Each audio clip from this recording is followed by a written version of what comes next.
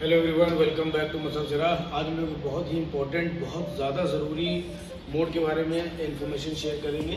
देखिए, catabolic mode और anabolic mode, right, ये दो मोड होते हैं जब हम लोग एक्सरसाइज करते हैं, जब लोग वर्कआउट करते हैं। कैटाबॉलिक मोड और एनाबॉलिक मोड के बारे में जानना हमारे लिए इसलिए बहुत ज़्यादा ज़रूरी है क्योंकि जो एक्सरसाइज करके आपको बेनिफिट मिलता है, वही एक्सरसाइज करने से आपको आपकी बॉडी में नुकसान भी हो सकते हैं। That is also harmful for you, right.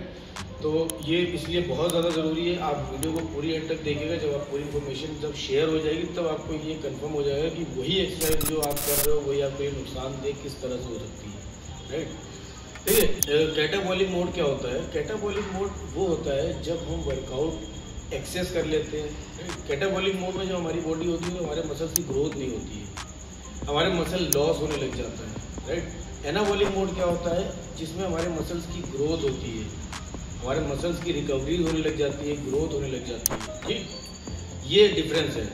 अब हम स्टार्ट करते हैं, वीडियो को स्टार्ट करते हैं। पूरा एंड तक देखिएगा, आपको पूरी सही से मैं आपको इसको एक्सप्लेन करता हूँ। बहुत शॉर्ट है, समझ में आ जाएगा, राइट। देखिए, एनाबॉलिक मोड, एनाबॉलिक मोड क्या होता है? जब हमारी बॉडी की मसल्स की ग्रोथ होती है, तो जब हम लोग वर्कआउट स्टार्ट करते हैं, हमारी बॉडी में बहुत सारे न्यूट्रिशन है। हमारी बॉडी BCAAs को प्रोड्यूस करती है, हमारी बॉडी क्रिएटिन को प्रोड्यूस करती है, हमारी बॉडी में जो प्रोड्यूस के बाद जब हम लेते हैं, जो लोग खाना खाते हैं उससे मतलब न्यूट्रिशन, ओवरऑल न्यूट्रिशन हमारी बॉडी में रहता है। तो हमारी बॉडी एनाबॉलिक मोड में रहती है। जब हम लोग एक्सरसाइज करते हैं तो फिर हमारा मसल डेवलप होने लग जाता है।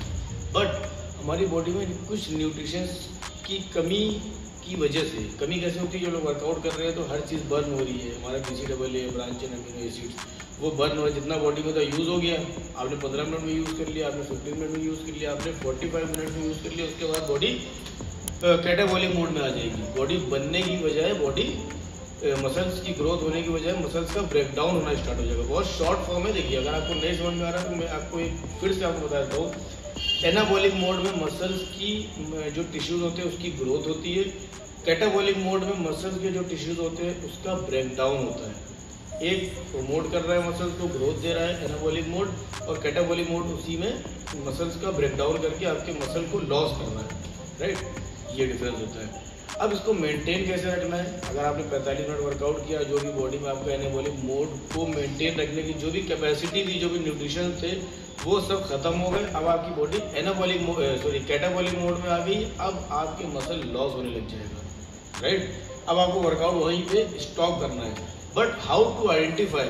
You are not that much capable to identify that your body is catabolic mode और ऑन एनाबॉलिक मोड, राइट। आपको पहचानने की कैपेसिटी नहीं है, कैपेबिलिटी नहीं है। तो आप क्या करेंगे? जब हमें किसी चीज़ का आइडिया नहीं हो तो हम उसको एक्स्ट्रा में लेकर चलते हैं, कब खत्म हो जाए, कब हमारा एनाबॉलिक मोड कैटाबॉलिक मोड में कन्वर्ट हो जाए, तो हम एक्स्ट्रा में लेकर चलते हैं। उसके लिए हमको क्या करना रहता है? हमारे बहुत सारे न्यूट्रिशन से प्रोटीन का इंटेक अगर आपको प्रॉपर रहेगा।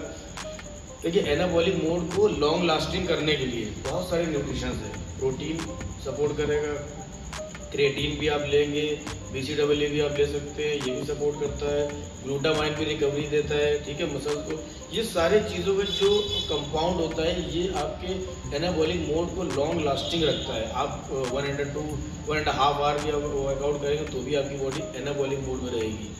आप अगर 2 आवर्स में करेंगे तो भी आपकी बॉडी एनाबॉलिक मोड में रहेगी, अगर आपके न्यूट्रिशन की फुलफिलमेंट है, अगर आपको न्यूट्रिशन आपके पूरे हैं, ठीक है।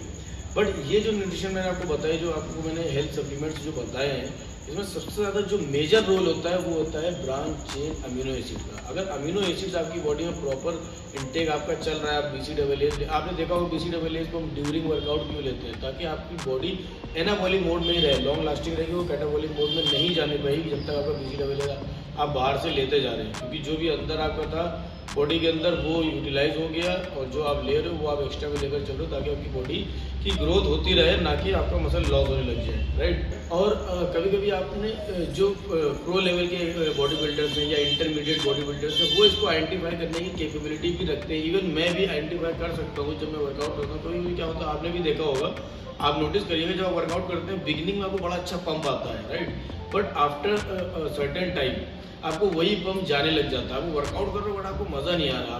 आप फर्स्ट हाफ तो आपको बहुत अच्छा गया, बट सेकंड हाफ में आपको वर्कआउट आप कर रहे हो, आप लोड भी ले रहे हो, आप वेट भी आप उठा रहे हो, बट वो मज़ा नहीं आ रहा, वो पंप नहीं आ रहा है, दैट मीन्स कि आपकी बॉडी एनाबॉलिक मोड से कैटाबॉलिक मोड में जा चुकी है, राइट।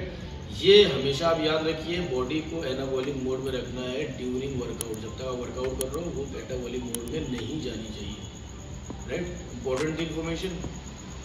Thank you.